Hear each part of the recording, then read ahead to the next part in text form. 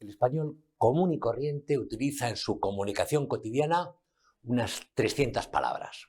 La gente culta, la del bachillerato antiguo, el de antes, usa muchas más, pero la media baja a las 200 en el caso de las generaciones culturalmente devastadas por las 8 leyes educativas que nos han metido con calzador desde que Franco murió en la cama.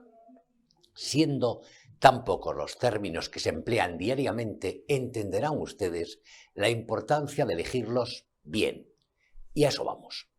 Supongo a todos ustedes, como me ocurre a mí, les habrá provocado risa floja escuchar al macarra Óscar Puente, ministro de Transportes de Sánchez, definir a Bildu como Partido Progresista Democrático. Paso por alto lo de partido, puntualizando que los herederos de ETA y socios del PSOE son en realidad una partida y de malhechores. Tampoco me voy a parar en lo de democrático, porque es una coña, un sarcasmo, una burla sangrienta. Pero tenemos que reflexionar sobre lo de progresista, comodín favorito del ocupante de la Moncloa y de la recua de paniaguados que prospera a su alrededor. De ideas o actitudes avanzadas, dice la Real Academia de la Lengua a propósito del vocablo progresista.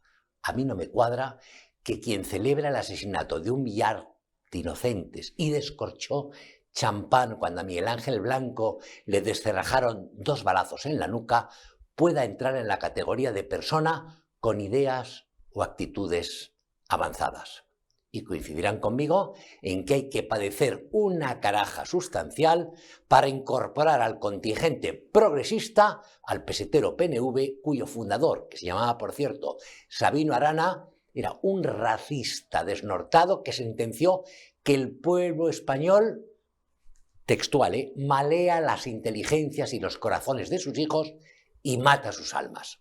O a los xenófobos de Junts, donde el tal Torra, presidente en su día de la Generalidad de Cataluña, describía a la raza inferior de los españoles como carroñeros, víboras, hienas, bestias con forma humana. Este despiporre conceptual va parejo al etiquetado cancelador de todo lo que hacen o predican los no adictos al régimen.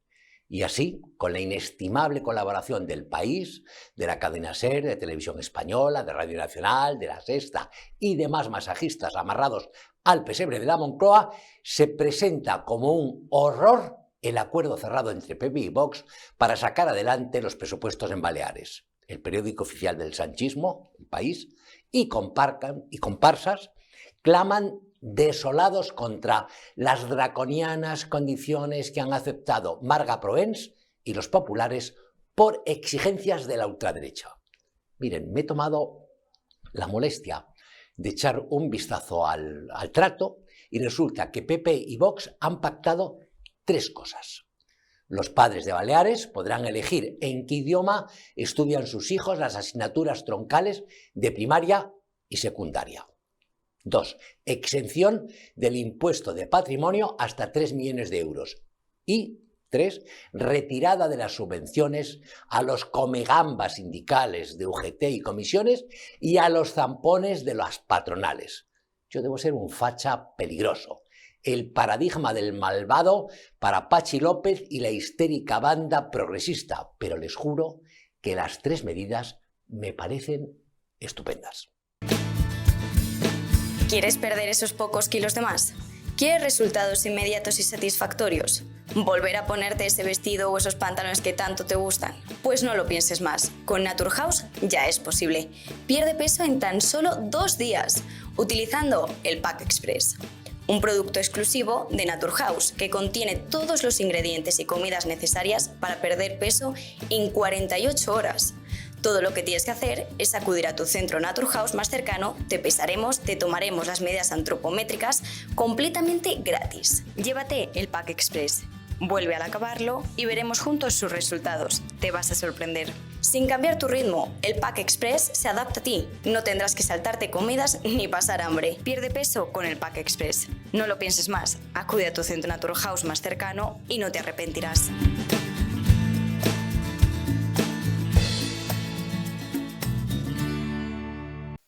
Hace 50 años un coche, un Dodge Dart concretamente, voló por encima de una tapia en el centro de Madrid, en la zona de Claudio Coello. Dentro de ese coche viajaba ni más ni menos que el número 2 de la dictadura franquista, el presidente del gobierno, el almirante Luis Carrero Blanco. Durante años se ha considerado que los autores materiales, y así lo son, la verdad, de este atentado fue la banda terrorista ETA, que a nivel internacional empezó a ser conocida gracias a este magnicidio.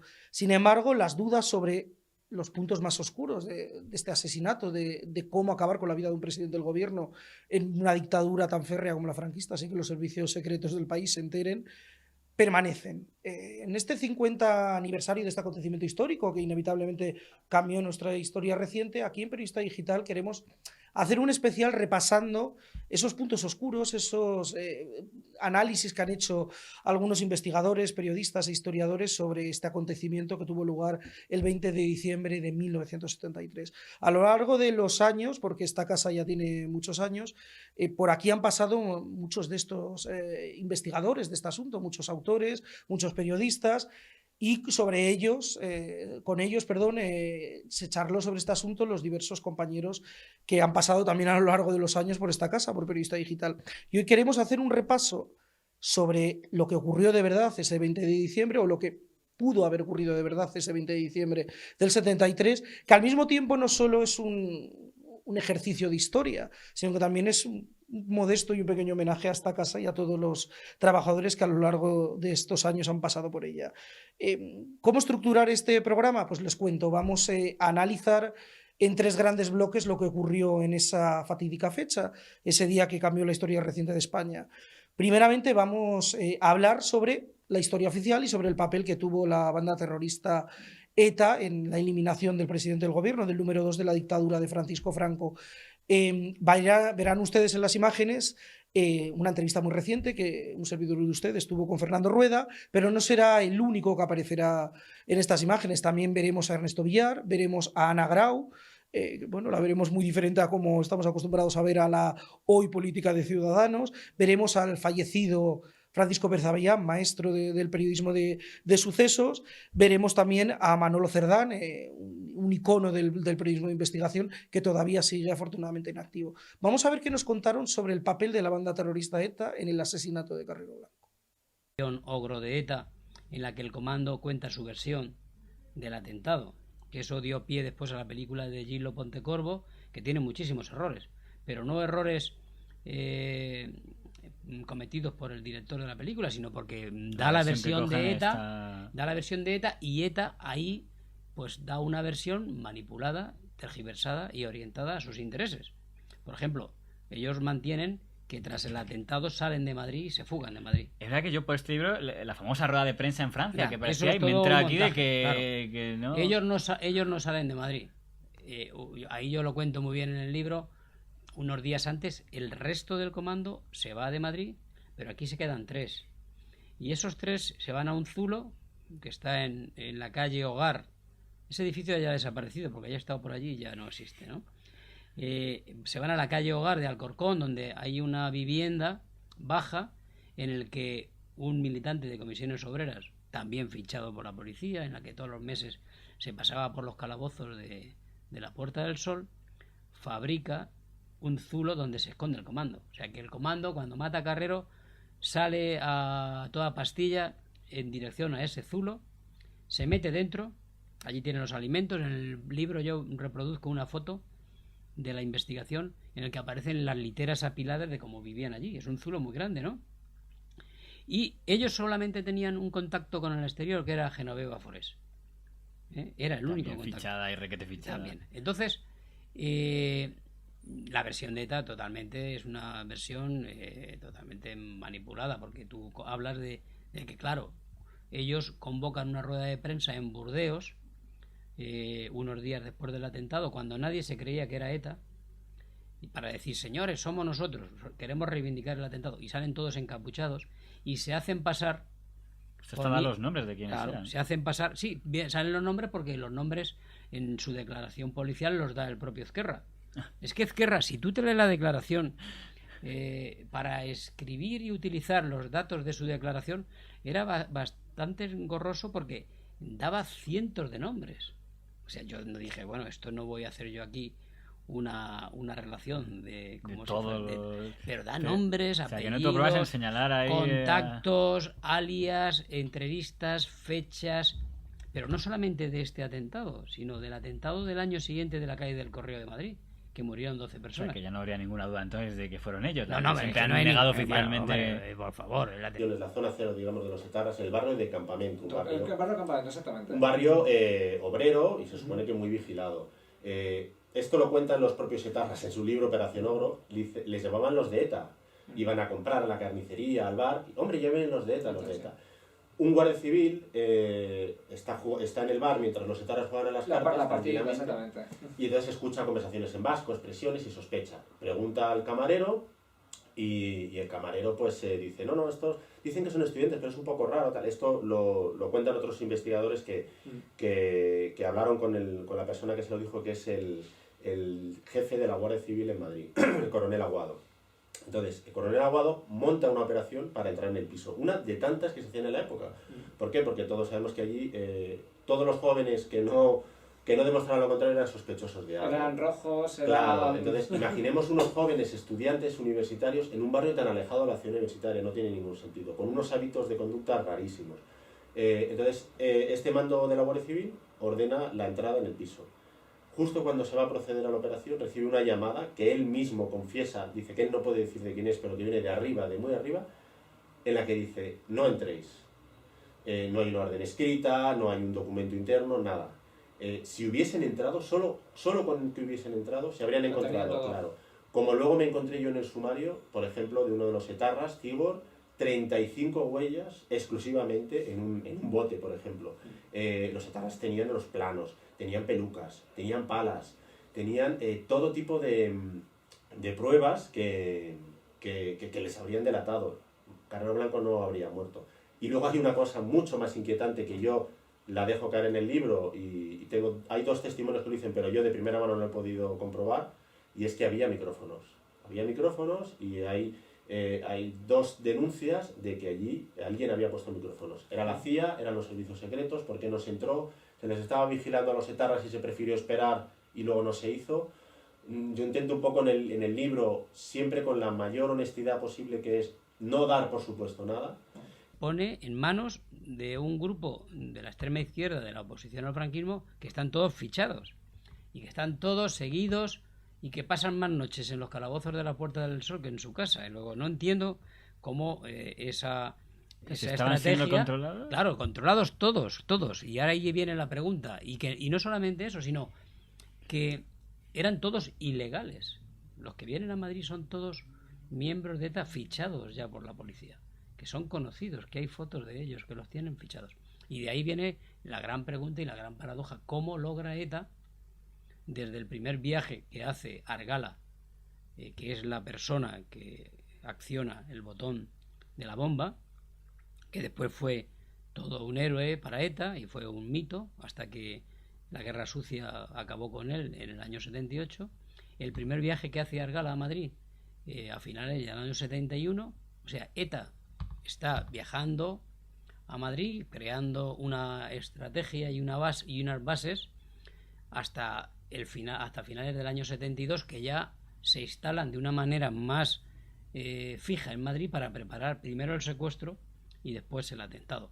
Pero la gente no lo entiende, y yo leyendo el sumario, hablando con protagonistas de la época, hablando con ellos mismos, pues llegar a la conclusión de que es imposible, a no ser que nos hayan vendido una historia de que el régimen más duro, más severo, más cruel de Europa, el franquismo, con una policía política que tenía fichados y acorralados a todos los militantes de izquierda, que no podían ni respirar ni salir de sus casas, como esta gente se tira 1 año y medio en Madrid preparando un atentado contra el que iba a ser presidente del gobierno y el número 2 del régimen. Se presenta a un acto de una lectura de un libro con Sastre, en el que es fotografiado, y la propia Forés tiene que ir al fotógrafo y decirle esa foto destrúyela, el propio Argala, que era el jefe del comando en Madrid, ¿no?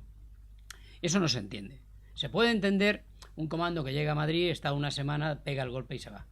Como hacía el comando itinerante de ETA años después. Parot y tal, que... O el Comando Madrid pero el Comando Madrid no atentaba contra el presidente del gobierno, cometían atentados indiscriminados y después tenían un zulo donde se escondían. Claro, pero que se viajen, se instalen, estén allí durante tanto tiempo. Alquilando coches, alquilando pisos. Cambiando además. En el barrio donde vivían, en plan, como eran vascos y les delataba su acento vasco, los conocían como los de la ETA. O sea, en plan... el apodo que le pusieron. Sí, en los bares donde ellos iban y en un barrio muy pequeño que está cerca de la Casa de Campo, en la carretera de Carabanchel a Boadilla, en la calle Mirlo, número 1, en el piso que alquilaron, pues ellos estuvieron ahí muchos meses y hacían una vida como ellos se hacían pasar por estudiantes.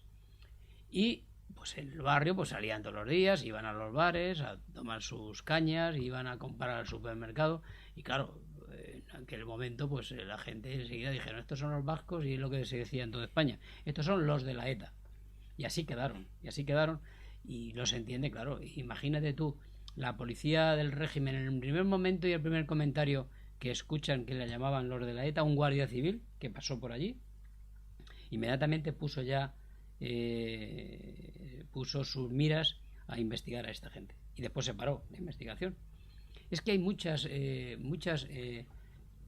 lagunas. Por eso yo digo en el libro que yo quiero una historia de España sin páginas en blanco, sino este es un caso que es ya difícil de descubrir porque toda la investigación judicial y policial quedó contaminada y viciada, porque desde el primer lugar, porque hay un caso Carrero hasta que lo matan, pero después hay otro caso Carrero igual de importante, que es lo que ocurre al día siguiente. Nadie quiere llegar a descubrir quiénes son los asesinos.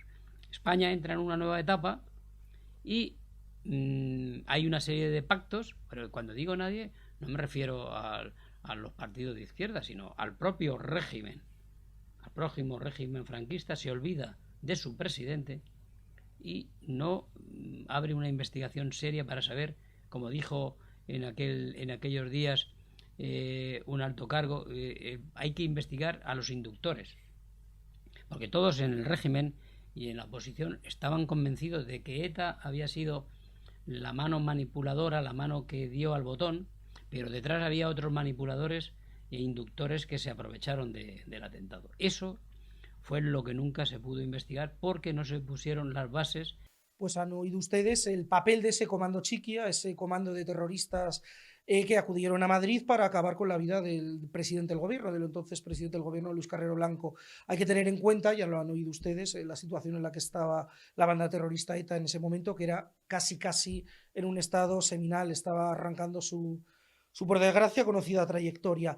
Pero más allá de esto, queremos preguntarnos cómo se puede atentar contra la vida de un presidente del gobierno, cómo una banda terrorista con la capacidad organizativa que ETA tenía en aquellos momentos, que no era la que conoceríamos después, fue capaz de cometer un magnicidio de este tipo. Pues ahora, con estos mismos entrevistados que a lo largo de la historia de Periodista Digital han estado aquí, queremos hablar sobre precisamente eso, sobre el papel de los servicios secretos, el papel del propio régimen franquista, el papel de los distintos protagonistas políticos de la España del momento, de la España del 73, y sobre todo responder a una pregunta: ¿a quién beneficiaba, más allá de ETA, por supuesto, la muerte de Carrero Blanco? Vamos a ver qué nos contaron. ¿Se podría decir que políticamente el sector más directamente beneficiado, aunque no tuviera nada que ver y fuera casualidad, pero el sector más en estas intrigas de familias era el sector más cercano a la familia Franco? Carmen Polo, Arias Navarro. Sí, mira, y hay una frase de doña Carmen Polo de Franco cuando nombran a Carrero presidente del gobierno. Ella lo verbaliza y dice: por fin voy a poder dormir tranquila. O sea, como diciendo, la operación ha cuajado, la operación de nombramiento de Arias Navarro, porque Franco tenía otro candidato.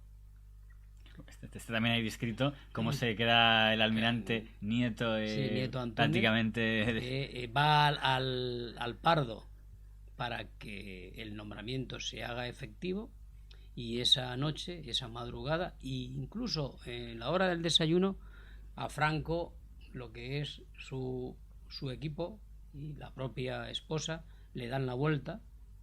Este señor, el almirante, era una persona, me das cuenta, Franco se dirigía a él con el nombre de Pedrolo, nombre cariñoso, eran muy amigos, pescaban juntos, y Franco ya le había dicho que lo iba a nombrar presidente del gobierno, y se encuentra con un Franco que le felicita por los servicios prestados y le dice que no va a nombrarlo presidente. Todo eso, un cambio en horas, ¿no?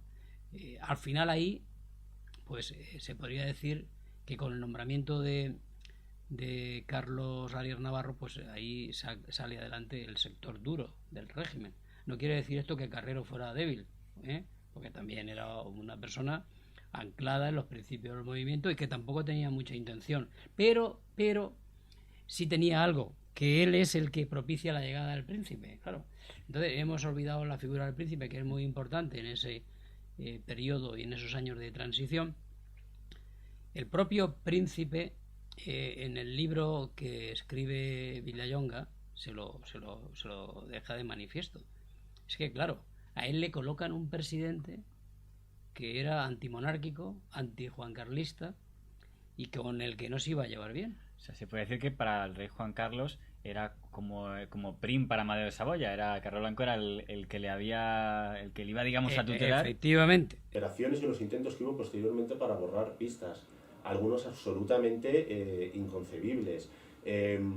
Una de las cosas que a mí más me sorprendió y además me alegró mucho poder comprobarlo, se había publicado que la mañana del atentado, en la misma zona, resultó al final ser en la calle Hermanos Becker, donde vivía Carrero Blanco, había un coche de los agentes secretos del Alto Estado Mayor. Para que el espectador se sitúe, el Alto Estado Mayor era el servicio secreto que rivalizaba con el SECED, con los servicios secretos de Carrero. Por diversas rencillas se habían convertido en irreconciliables. Ese coche se produce la explosión y en vez de ir a la esquina donde se había producido para intentar descubrir algo o yo que sé, ver a alguien con cara de sospechoso que huía, porque se dedicaban a eso, vuelven a su sede y los dos agentes secretos en voz alta proclaman delante de testigos: menudo agujero hemos hecho, nos lo hemos llevado puesto. Años después me han confirmado una persona de primera mano que efectivamente se produjo esa conversación, lo atribuye a un comentario, dice que ni siquiera desafortunado, un comentario, digamos, fuera de lugar.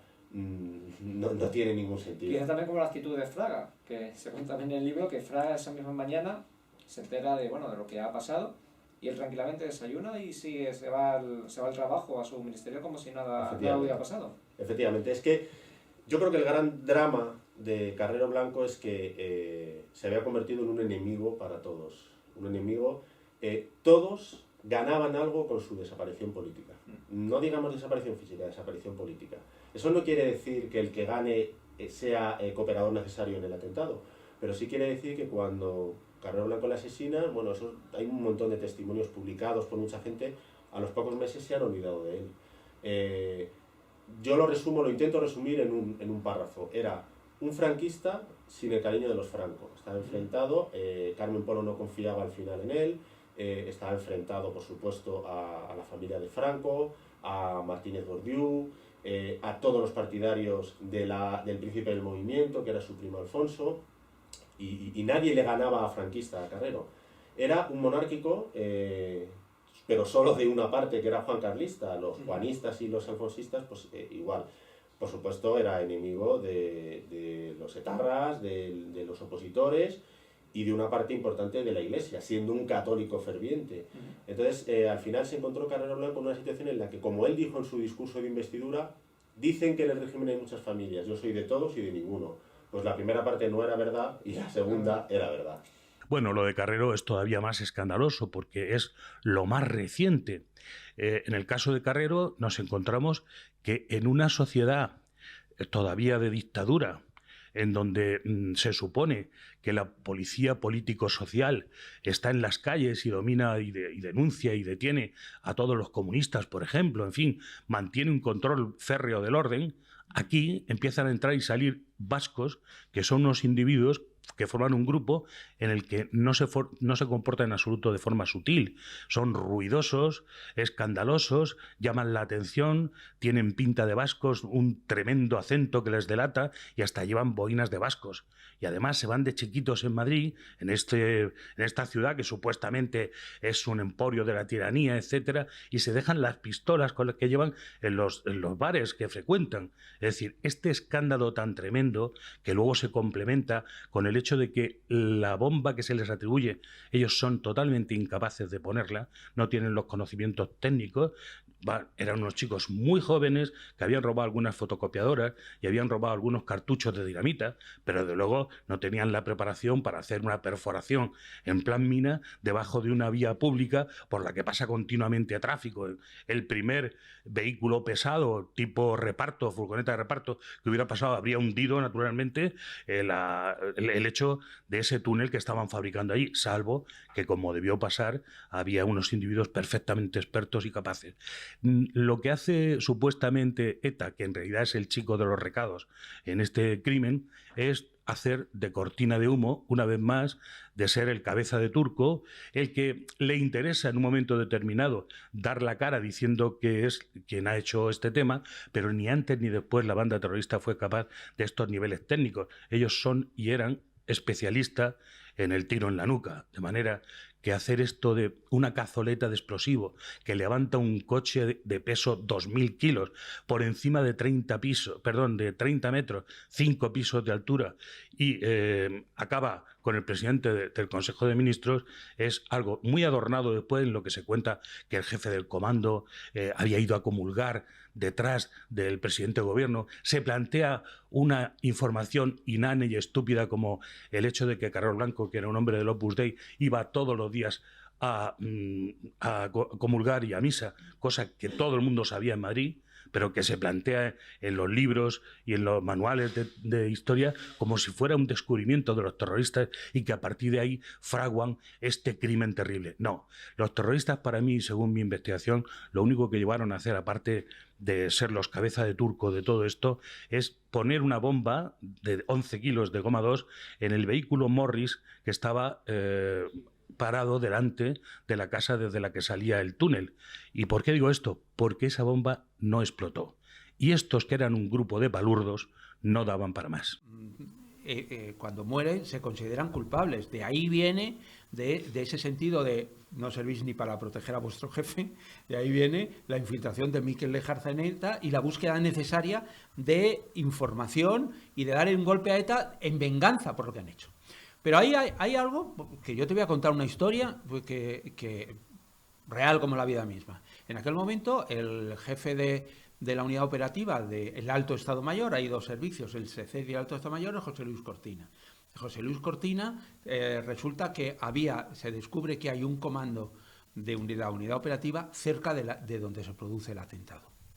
Extraño. Pero hay algo importante. José Luis Cortina es uno de los juzgados en el juicio del 23F y hay una mañana en que le interrogan. Y el fiscal está hecho lo que él consideraría un cabronazo. Le pilla, le acorrala y se salva por la campana, la hora de la comida. Y dicen, bueno, después de la comida seguimos con el interrogatorio. Y él, Cortina, va al teléfono que tenían donde comían los acusados, que decir que ahí estaba todo muy controlado y había, obviamente, gente del servicio secreto vigilando.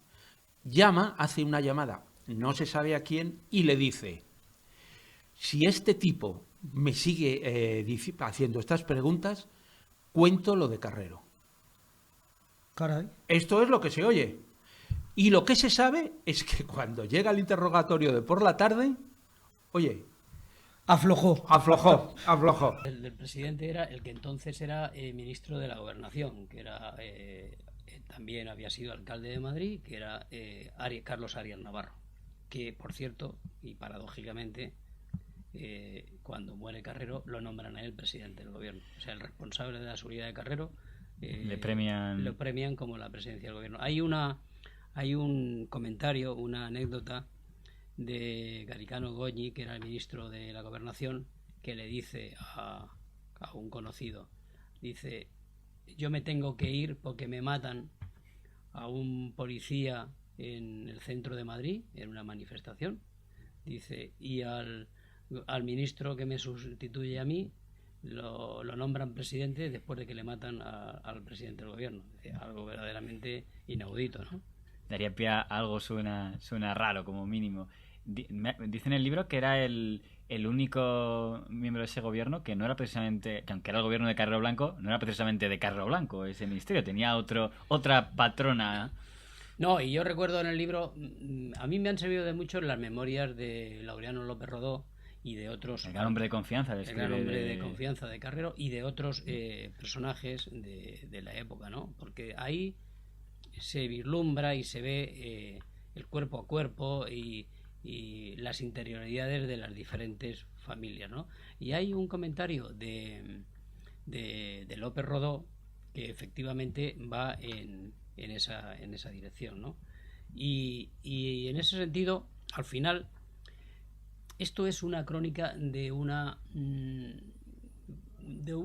sistema en descomposición y que ETA aprovecha, y con ayudas internas, para pegar el gran golpe en Madrid, que no se entiende ese gran golpe. En el libro lo intento explicar cómo ETA se mueve en Madrid y con qué impunidad, pues no se entiende sin contemplar ese fenómeno de la descomposición del régimen. 24 horas antes del asesinato del almirante Luis Carrero Blanco hubo una visita de Estado en España. Vino el secretario de Estado de los Estados Unidos, Henry Kissinger, que por cierto este 2023 ha fallecido con 100 años, ni más ni menos. La visita de Henry Kissinger era muy esperada por el régimen franquista, no solo por el encuentro que tendría con el dictador, sino con el presidente del gobierno, con Carrero Blanco, que, recordemos, 24 horas después sería asesinado. Lo cual nos lleva a hacernos la siguiente pregunta: ¿cómo, cuando un país tan poderoso como Estados Unidos hace una visita de Estado, se puede atentar en ese país en el que hay una visita apenas unas horas después? No coincidió el atentado por poquitas horas. Kissinger esa misma mañana, la mañana en la que mataron a Carrero Blanco, abandona España. Esto ha llevado a muchos a plantearse cuál ha sido el papel de los Estados Unidos en todo este asunto, en la muerte de Carrero Blanco. Hay que recordar que el atentado tuvo lugar a escasos metros de la embajada, de la que entonces era la embajada de los Estados Unidos en nuestro país. Vamos a ver nuevamente a estos invitados que a lo largo de estos años han pasado por Periodista Digital hablando sobre este controvertido tema, el papel de Estados Unidos. Unas horas antes del atentado, eso es cierto, visita a España Henry Kissinger, tiene un encuentro, dicen que muy tenso, con el almirante Carrero Blanco, y dicen que uno de los puntos claves dentro de la tensión de la conversación es que le insiste el señor Kissinger al almirante Carrero Blanco que España debe parar la carrera armamentística, el famoso proyecto Islero, para desarrollar la bomba atómica. Eso es. Vamos a ver. Yo esa parte he tenido la suerte de investigarla directamente. Lo que ocurre es lo siguiente. Carrero Blanco es un patriota. Patriota en el sentido de alguien que defiende su país. Otra cosa es que lo defienda de una cosa o de otra. Pero él es un patriota. ¿En qué sentido? Que él está hasta las narices de Estados Unidos. Aunque parezca increíble en aquella época, por eso le llamo patriota. Porque a pesar de que Franco se ha inclinado a Estados Unidos porque Estados por supervivencia Unidos, principalmente. Claro, en los años 50 es el que le salva al régimen. En el 73, Carrero Blanco quiere, uno, que España no le traten como una república bananera, como nos trataban. Dos, quiere entrar en la OTAN. Y Estados Unidos dice que no. Entonces él toma una decisión, pocos meses antes del 73. Estalla la guerra del Yom Kippur de Israel, contra los países árabes, tal, y entonces prohíbe a los aviones de Estados Unidos que vienen a España para ir a ayudar a Israel, les prohíbe el sobrevuelo y, por lo tanto, el cargar, que los aviones nodriza les carguen. Lo prohíbe y luego lo permite. Quiero decir, lo prohíbe oficialmente y luego hacen la vista gorda, se ponen la mano, pero lo prohíbe. Esto es un gesto inamistoso. Cuando llega Henry Kissinger, viene con la intención de leerle la cartilla. Viene con la intención, claro, por eso Estados Unidos apoya, porque Kissinger les está haciendo faenas, les está puteando. Algo increíble. Y entonces va a la reunión a echarle la bronca y entonces, en ese momento, el español, Carrero Blanco, ha pedido previamente un informe al director del proyecto Isleros, que él me confirma que se le ha pedido y que le ha pedido un folio en español y otro folio en inglés desde días antes, y el folio en inglés, que debía que ser muy resumido, porque resulta que yo no lo sabía, que Kissinger sabía de temas nucleares, y entonces lo que hizo fue decirle, ustedes no nos hacen eso, ningún problema, vamos a hacer nuestra bomba atómica. Y entonces le da el folio en el cual le intenta demostrar que España tiene la capacidad de hacerlo. Entonces, claro, Kissinger entra en caos. Ahí hay un fenómeno inexplicable. Kissinger se iba a quedar en España hasta el día siguiente y, sin embargo, sale apresuradamente la tarde antes de que maten. Él le ve un día por la mañana y sale apresuradamente por la tarde, de tal forma que cuando matan a Carrero Blanco a primera hora de la mañana, él no está en España. Y simplemente como recordatorio, Kissinger tenía la costumbre de los mafiosos de amenazarte de muerte. Aldo Moro, el presidente italiano, que fue secuestrado por las Brigadas Rojas, que luego las Brigadas Rojas le mataron simplemente porque, siendo un demócrata cristiano, había llegado a un acuerdo con los comunistas. Las líneas convergentes aquellas que decía él. Claro, su mujer declaró tiempo después que Henry Kissinger le había amenazado de muerte. Digo simplemente por dar elementos que... Sí, para conocer a todos los personajes de esta historia, claro. Es decir, ¿esto lo puede hacer? Sí. Temen que sea el detonante de una involución. O sea, que no solo que no haya en el camino de la transición, como un tanto papanatasmente se tiende a creer, sino yo creo que estuvo a punto de ponerla muy seriamente en peligro. Claro. O sea, desde Estados Unidos se percibía claramente como una amenaza. Y si en ese momento mucha gente no hubiera mantenido la cabeza fría dentro del mismo régimen franquista, a saber qué habría ocurrido. Claro, que hubieran respondido, ¿no? Con Bueno, igual crudeza. Bueno, se respondió, pero... Es el atentado más grave políticamente que ha habido en España, el asesinato de un presidente del gobierno. Claro. Y bueno, hubo realmente, no tanto oficialmente desde el Estado como desde algunas familias franquistas, no precisamente las más centrales ni centradas, desde luego se intentaron reacciones bastante virulentas.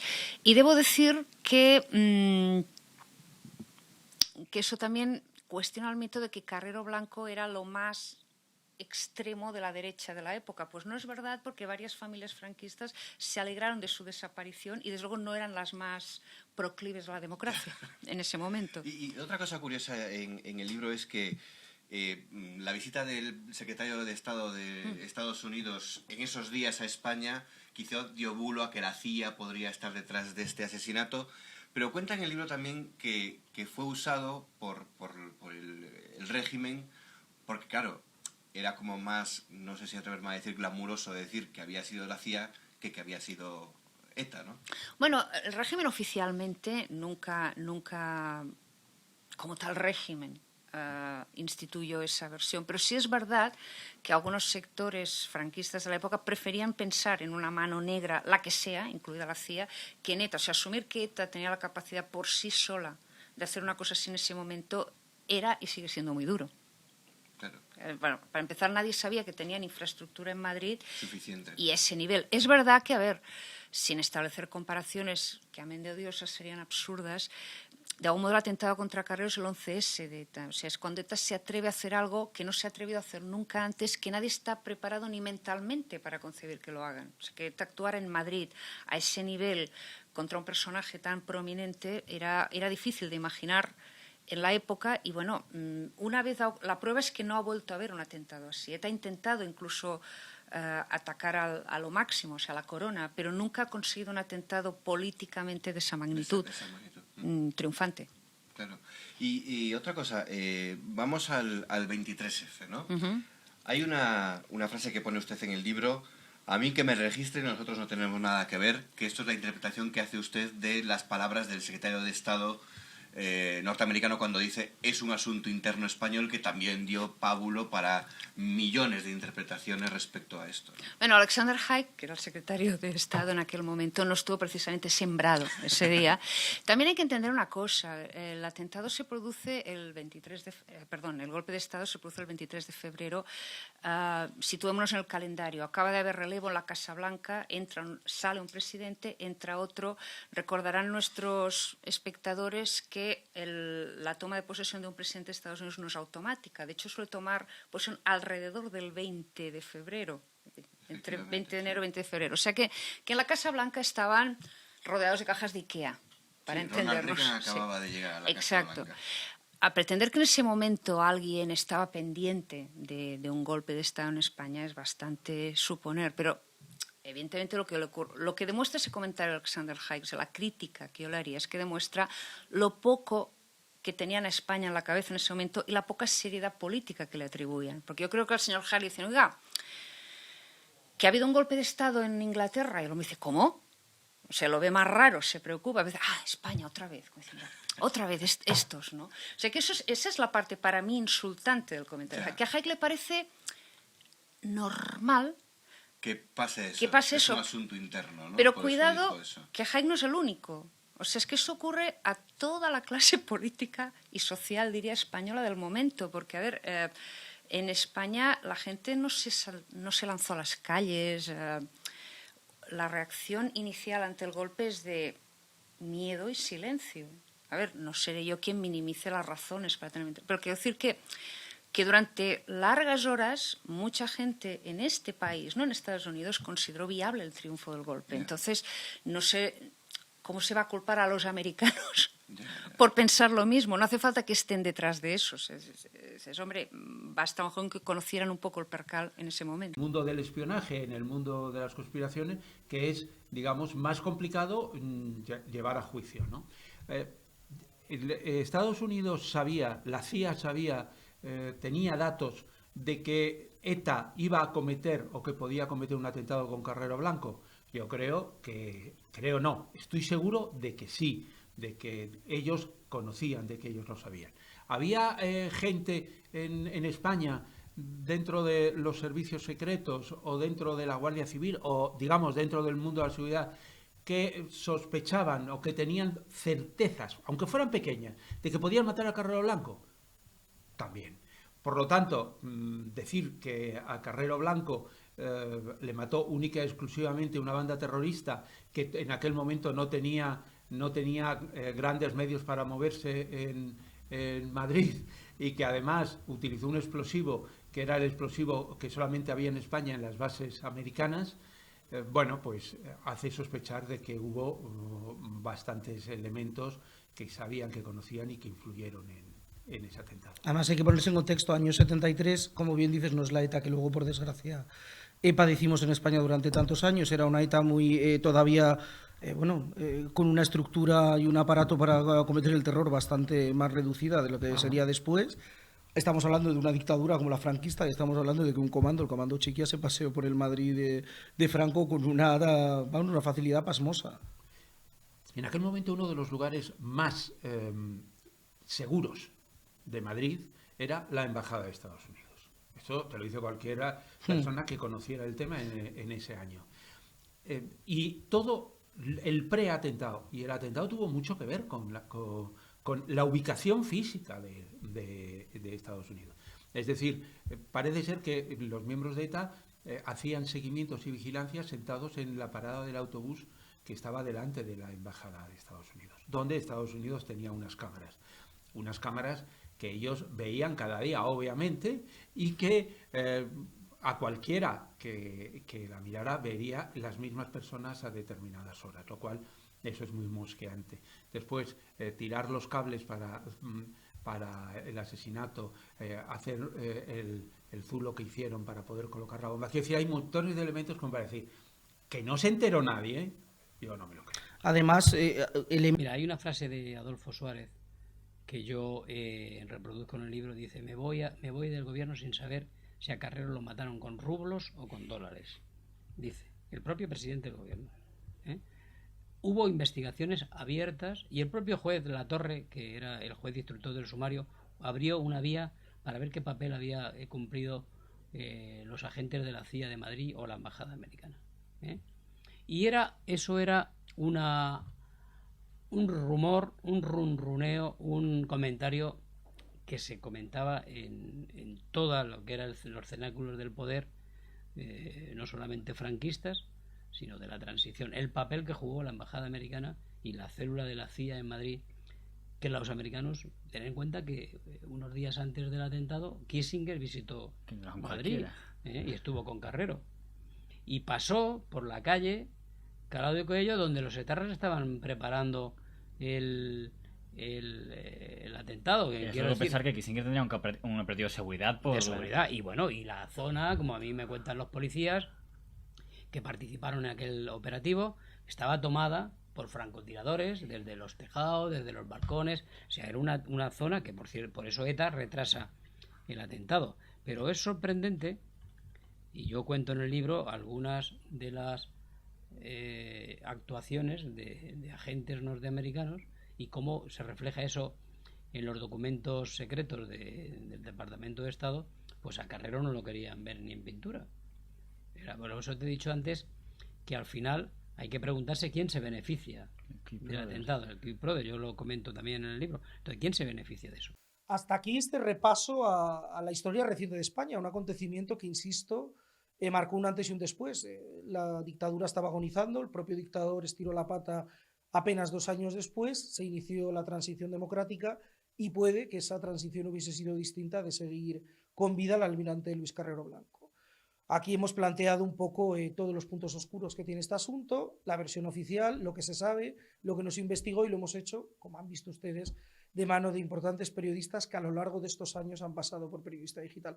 Con lo cual, no solo esto ha sido un ejercicio de repaso de la historia reciente de España, sino nos permitirán un pequeño homenaje a esta propia casa, porque al recordar la historia de España hemos recordado también, sin querer, la historia de este medio de comunicación. Muchas gracias.